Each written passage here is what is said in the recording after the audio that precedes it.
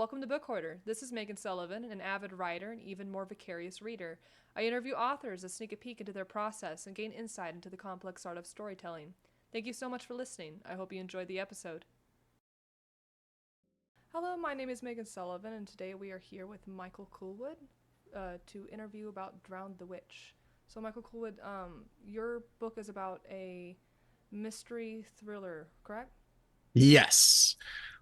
Like my starting point with all these mystery books is going to be the traditional cozy mysteries as done by Agatha Christie. Uh, and I didn't hit that with Drown the Witch, like, because at the time I'd been sort of influenced by a bunch of detective shows that were going on at the time, Mentalist Castle, and a few of the other ones like that. And they sort of don't wind up being brilliant in terms of the actual mystery. Uh, so as I've been sort of, I kept getting tugged in different directions with it. Hmm. And what did you like about those mystery shows that you got your inspiration from? From the shows, they were really character focused. That's the one thing they did really, really well. They drifted close to being the brilliant asshole characters a lot of the time, particularly Jane from A Mentalist, um, which I sort of have acquired less and less patience with as I've grown older. But they pretty consistently had quite scrappy narratives that were unchallenging to watch. Same reason I watched House for as long as I did. Um, it's you sit there, you watch it, you know what you're going to get, and it's not going to challenge you. Yeah, yeah, that makes sense. I feel like a lot of inspiration and stuff for what you want to write usually typically comes from what you want to see, and when you don't see it, it's like, well, I can do it. Yeah, pretty much. Yeah. Yeah, my a lot of inspiration of mine comes from liking certain things and then seeing a sort of lack elsewhere. I think Drown the Witch was initially kicked off by being disappointed by a novel by I think Felix Gilman, which was seeming like it was going in an interesting direction and then swerved until it was going in a much less interesting direction. I was going, I can, See, well, let's talk about your characters. So, like, I've hell yeah. noticed you have like some really like well detailed, well thought out characters. Where like what was your inspiration for Susan Fletcher?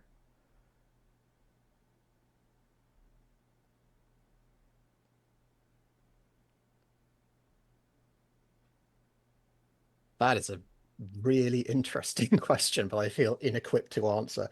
Um, the sort of answers which are like zooming into my head, uh, dreadfully close to the old cliches of these don't really these they sort of the characters emerge rather than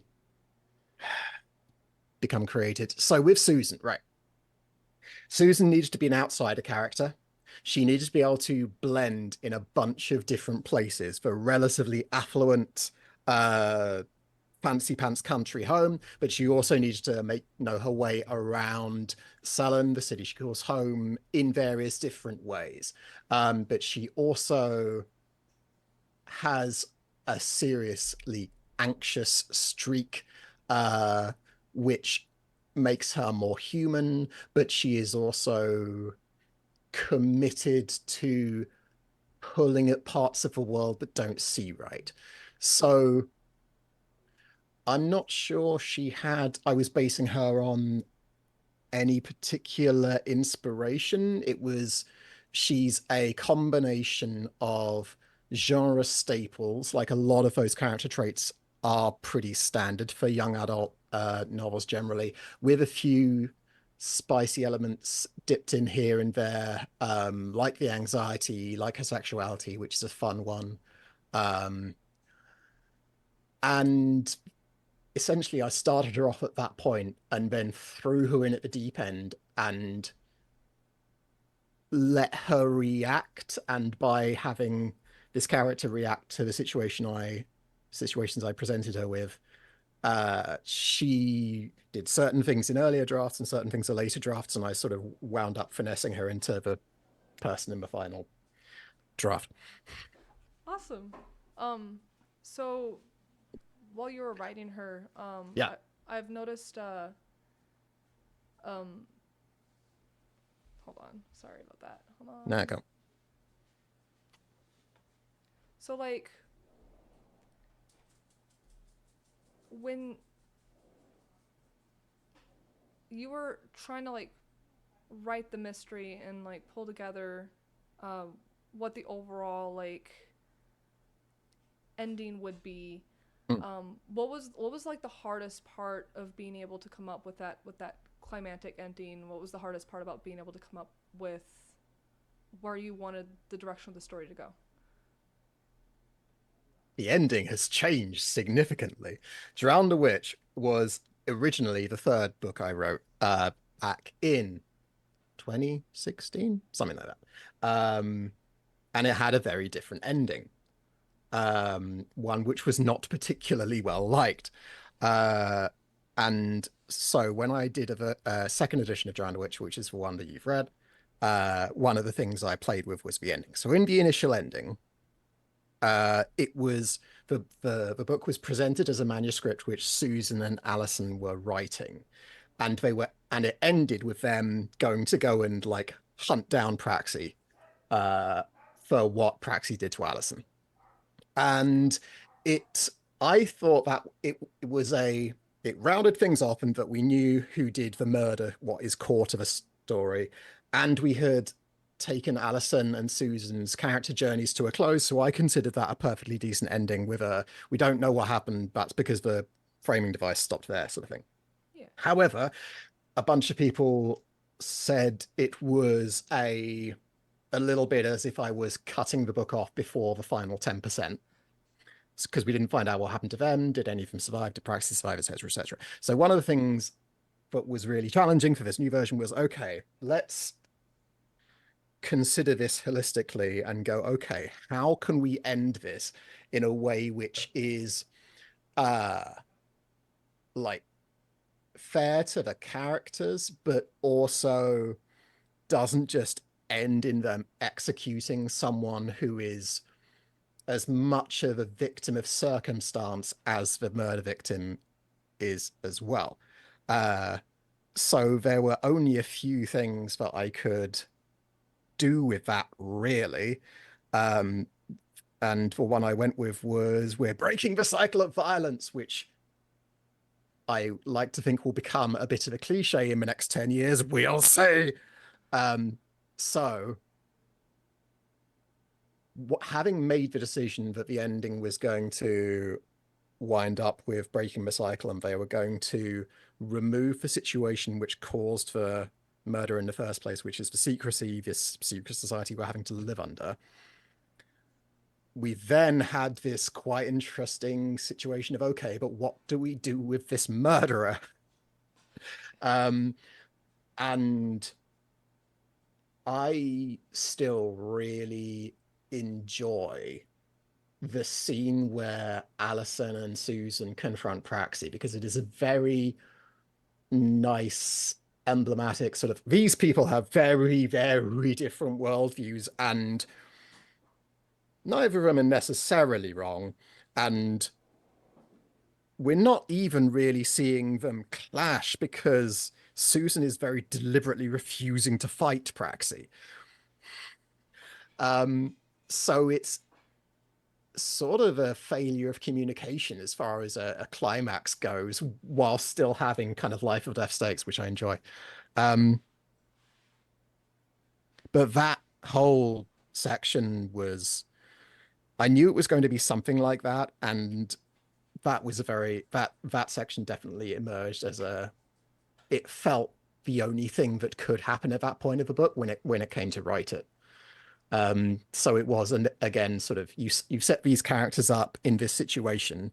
They all want this thing, this thing, and this thing, um, and they are being relatively sensible.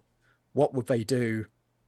Kind of this, in my opinion, but I don't. The general public doesn't always agree with my thoughts on the way things would go.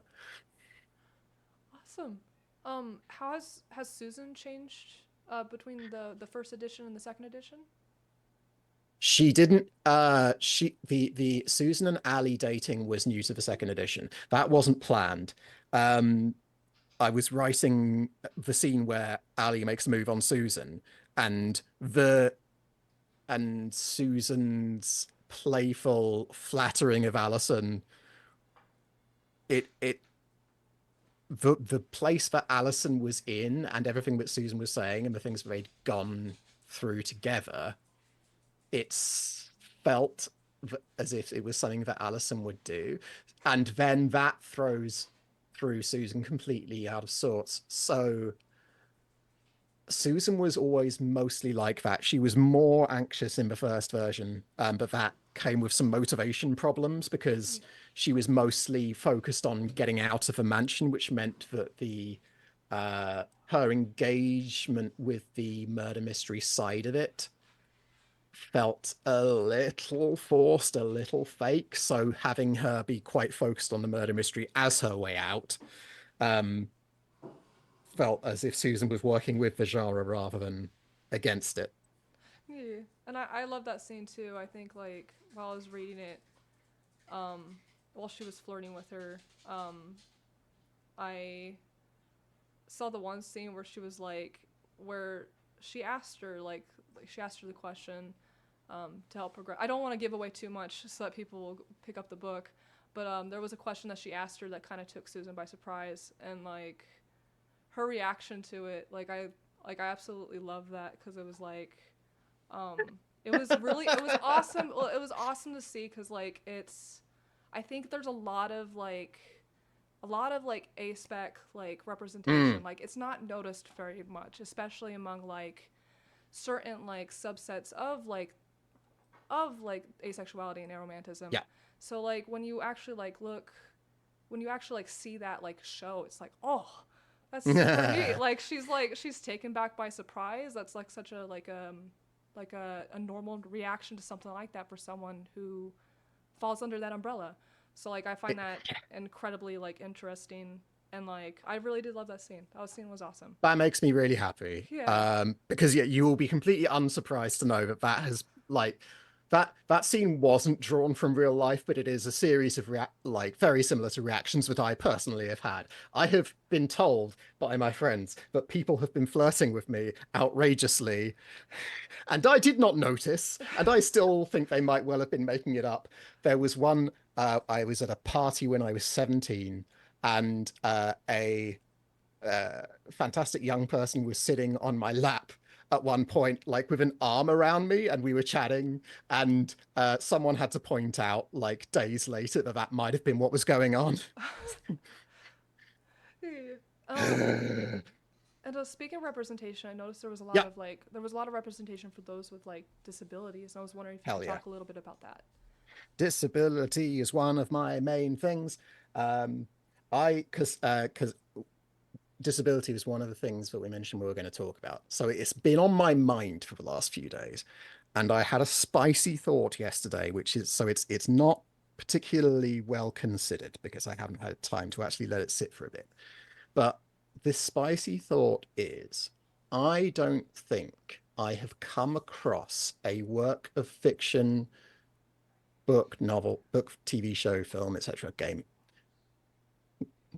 No, not game. I've got one of those where disability as a topic was done well. Yeah. There have been individual disabled characters in things which have been done very, very well indeed.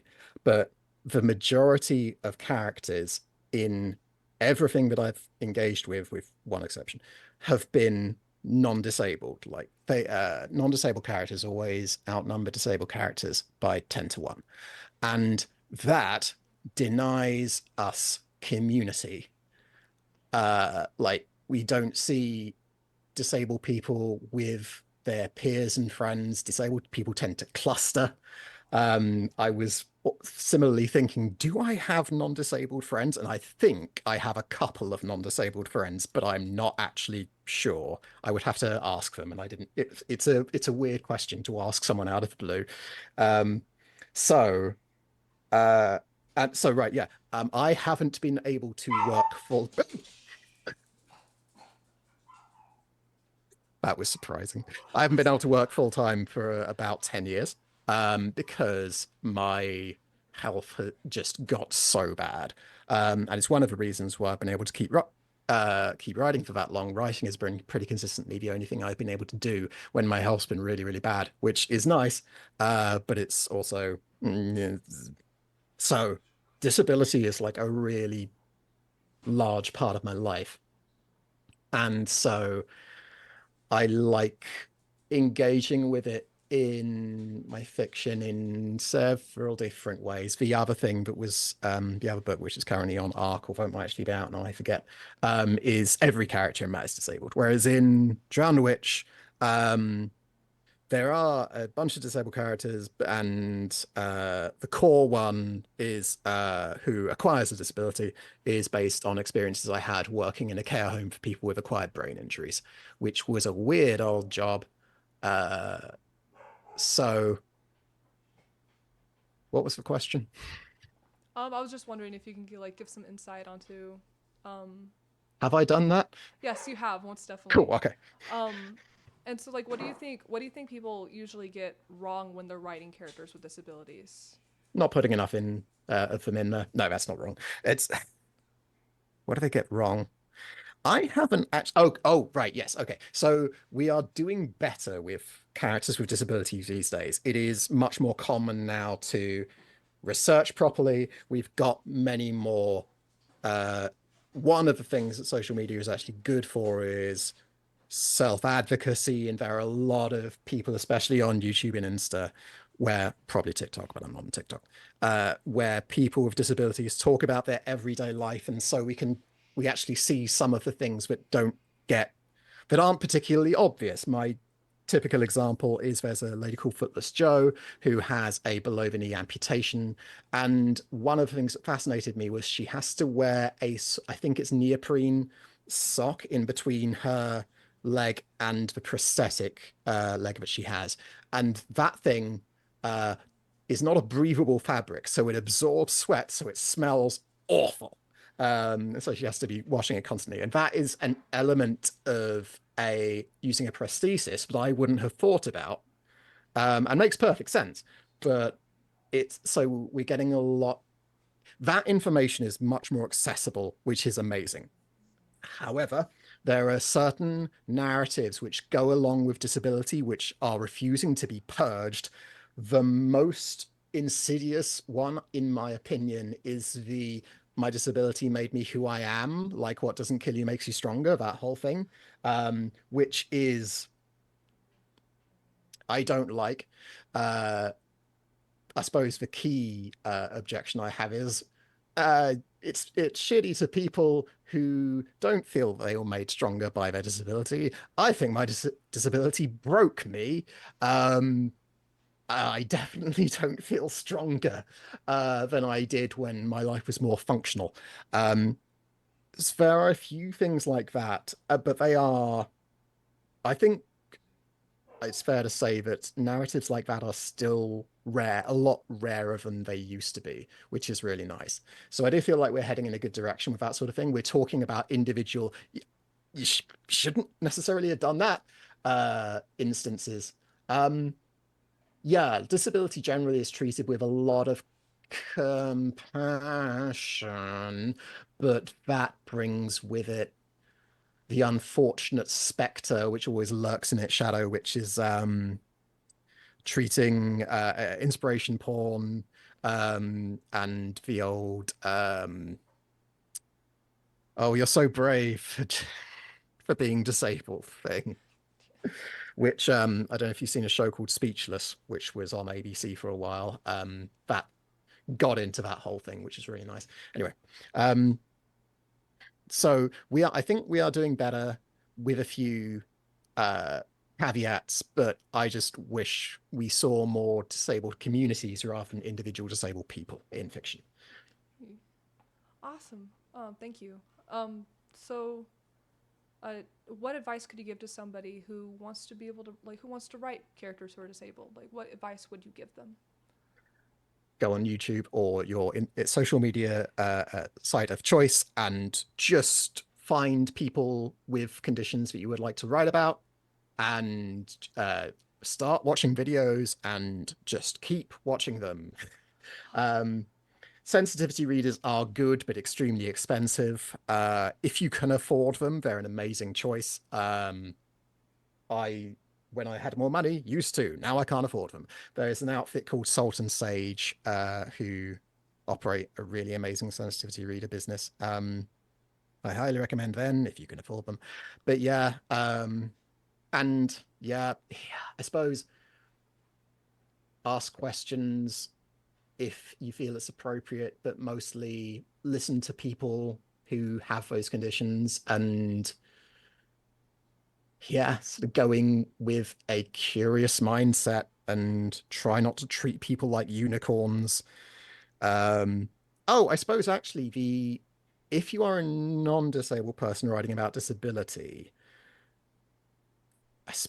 an important thing to point out is when you're disabled, at least it's from my experience, and this might is not going to be the same for everyone because this has a lot of plurality of experience going on. A disability is not necessarily going to be the most important thing in anyone's life at any one time. We've got a lot of stuff going on.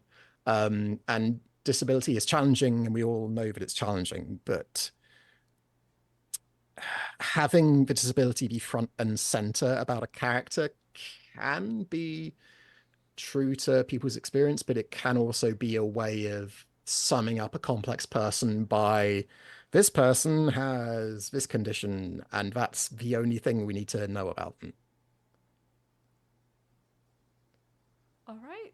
Um, so speaking of like, speaking of disability representation, like Ooh. your next book, it I've I've seen like from what I've read from like the blurb and everything, it's gonna be touching on that as well, correct? Yeah.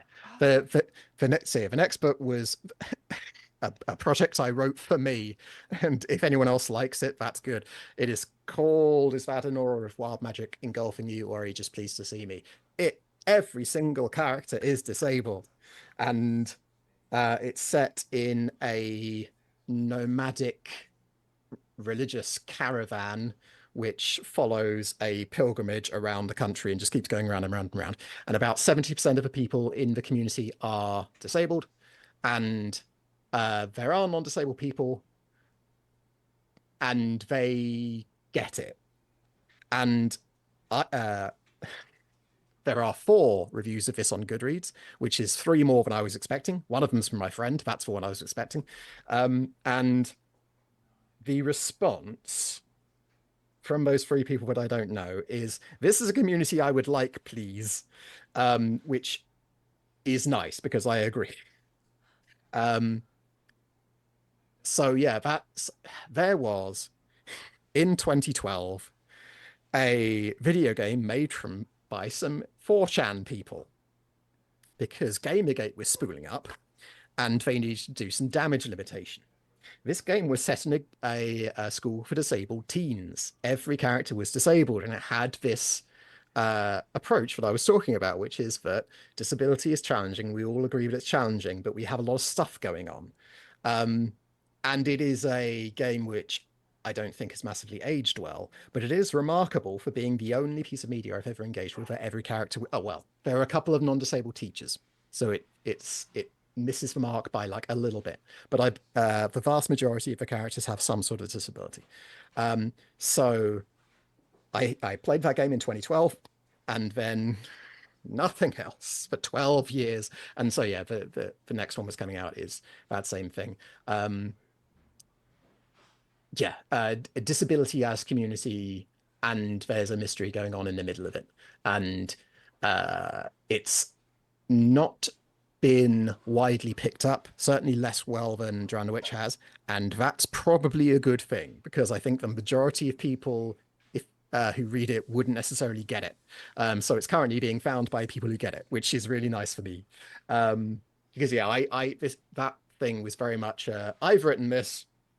It doesn't necessarily make sense professionally to put this out, but I want to. So, um, yeah, and then after this, I'm doing Drown the Witch sequel, which is going to be fun, but it's a lot. Awesome. Can you tell me a little bit, as much as you can without spoiling anything? Can you tell me a little bit about the Drown the Witch sequel? Allison is being the protag, which is gonna be interesting. I've only done a couple of sequels, and I usually change the protagonist for sequels, for reasons I think to do with my ADHD. I think I get bored and going, yeah, but I've sent that character on a journey. I want to go on a different one now, so I want to switch perspectives, switch things up. So yes, the sequel is about Alison and Susan going to another nation to see how this question of whether this clan of witches, whether they can live in out in the open and what challenges that brings with them. And they get caught up in a murder mystery because of course they do. The genre keeps dragging them back in. And because I was writing a bunch of the preparation when I'd been taken on holiday in Iceland. A lot of it is inspired by Icelandic geography, with the themes that brings with it of permanence and impermanence. In Iceland, there are so many volcanoes, everything is changing all the time, and that is cool. Um, I don't know if this is a spoiler. Yeah, it probably is. All right, yeah. Yeah. So change of protag, and she, oh, because Ali has some stuff going on, which is going to be a challenging write, and I'm looking forward to it. Nice, I'm excited. Thanks. Look, I'll be keeping my eye out for that definitely. Whee! Um, so, what word of advice, like, what last word of advice would you give to like authors in general? Like, do you have anything else you would like to input?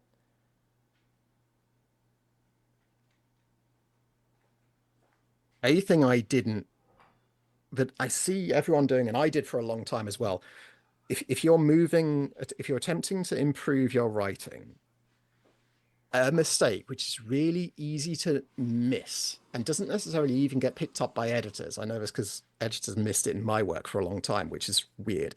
Are two technical errors: filtering and filler.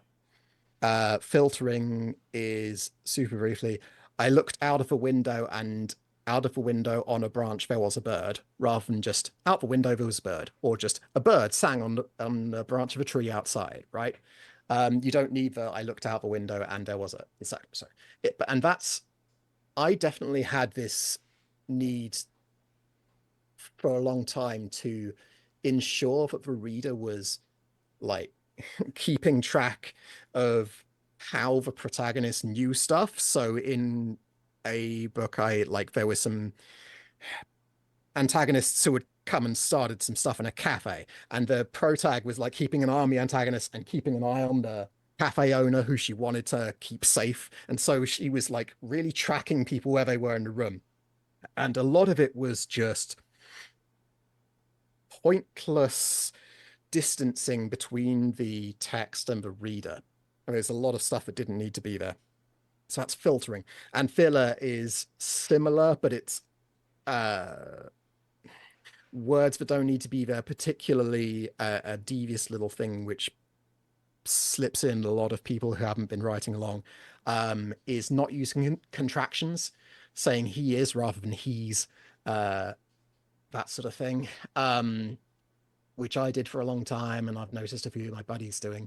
Um, and those two kind of rules, conventions, will improve prose a decent amount. Don't be afraid of poetic language. I refuse to use anything that I consider too flowery or too. I was afraid of purple prose to the point where I massively overcorrected. There is a free course by an author called Tim Clare called the 100-Day Writing Challenge. If anyone is interested in writing, I would strongly recommend looking that up. It helped me enormously. It's super fun. The first 20 days are free writes. So you open a Word document and you just write for 10 minutes. I didn't particularly enjoy those. They can be useful for some people. If you don't like those, skip ahead to day 21. Um, I Yeah, I can't recommend that enough. It's on SoundCloud. Awesome. And can you give us your socials so that if anybody wants to be able to like look up your stuff, they'll be able If they to? like. Coolwoodbooks.com is my website. I'm on YouTube as Disposable157, but I don't talk about books there. I'm really not on social media. Oh, I'm on Facebook. That's how you found me. You can search on Facebook for Michael Coolwood. I don't keep that up to date. My autism doesn't play well with social media, so I generally aren't on it much. But yeah, if anyone wants to find some stuff, coolwoodbooks.com is a good place to start. It's got a bit of a blog. It's got some fun stuff on there, but it's, yeah, infrequently updated. Awesome. Thank you so much, Michael. No, thanks very much. It's been a pleasure talking to you. I would personally like to thank Michael Coolwood for being in today's episode. Drown the Witch, the second edition, is available now on Amazon. If you love cozy mystery and fantasy novels, I seriously recommend giving it a read. You can find me on YouTube under the name Maven Productions and Book Hoarder. Book Hoarder can also be found on Apple Podcasts. Furthermore, you can find future episodes on my website, meganwritesfantasy.com. Thanks for listening.